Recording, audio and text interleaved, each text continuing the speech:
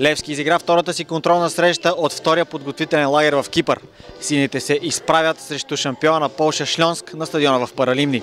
Старши треньорът на отбора започва с Михаил Иванов на вратата и в защита Дъсли Мюлдер, Димитър Везелов, Пламен Димов и Орлин Старокин. В халфовата линия действаха капитана Станислав Ангелов, Стефан Велев и Владимир Гаджев.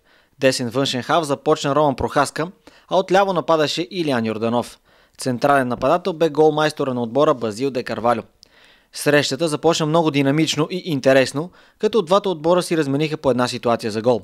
Първо Владимир Гаджев можеше да даде преднина на сините, но ударът му бе спасен от вратаря. Последва опасност пред Михаил Иванов, но гредата помогна на нашия вратар. В 6-та минута на срещата Базил де Карвалю бе фаулиран в наказателното поле и съдията отсъди дуспа. Гаджев застана за топката и бе безпогрешен при изпълнението си. 1-0 за Левски. Последваха силни минути за синия тим с добри атаки и ситуации пред вратата на Шльонск. Де Карвалю бе близо до удвояване на резултата, но ударът му премина на няколко сантиметра от гредата.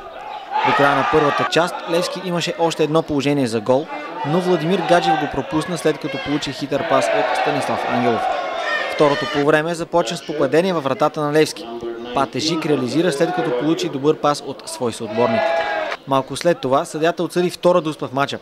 Този път в полза на Шльонск. Кристиан Диас изпълни удара и поляците поведоха с 2-1 в 52-та минута. След няколко минути старши треньорът на Левски смени почти целия състав, като на терена остана само Роман Прохаска. Дебют за тима записа новото попълнение Рене Михелич, а останалите, които влязоха в игра, бяха Пламен Илиев, Румен Ели, Йордан Милиев, Даниел Димов, Христо Йолов, Милен Василев, Кристовал Рамос, Антонио Вутов и Жоао Силва. След промяната, сините вдигнаха темпото и отново застрашиха на няколко пъти вратата на полския шампион. В 75-та минута на двубоя Антонио Вутов беше фаулиран пред наказателното поле на противника. Съдията отсъди нарушение, а Христо Йолов го изпълни по перфектен начин и изравни резултата на 2-2.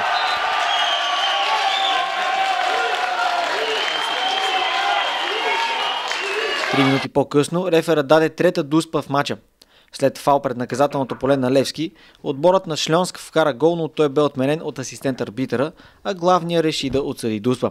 Отново Диас изпълни ситуацията, но този път прати топката в аут. Така във втората си контрола от втория лагер в Кипър, сините завършиха наравно 2-2. Господин Илиев, коментара ви за днешния матч. Доволни сте от това, което показва отбора ви? Първото по време, да. В много моменти исках това, което исках да направим. Нямаме топки далече от нашата врата, да скъсяваме дистанция, да стоим близо. Изнасянето също добре беше. Изключение на завършната фаза, че имахме доста ситуации. Или айде да не са доста, няколко ситуации, които трябваше да завършим, за да стане 2-0. От първите 10 минути, не искам да ги коментирам, бяха, тъй като и футболистите знаеха, че ще играят само 15. Трябваше да ги изиграят със същия ритъм, който първото по време. Но видяхте какво се получи.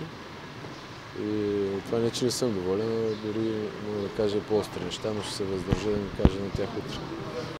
Третият приятелски матч е в сряда, 13 февруари, с чешкия Дукла Прага.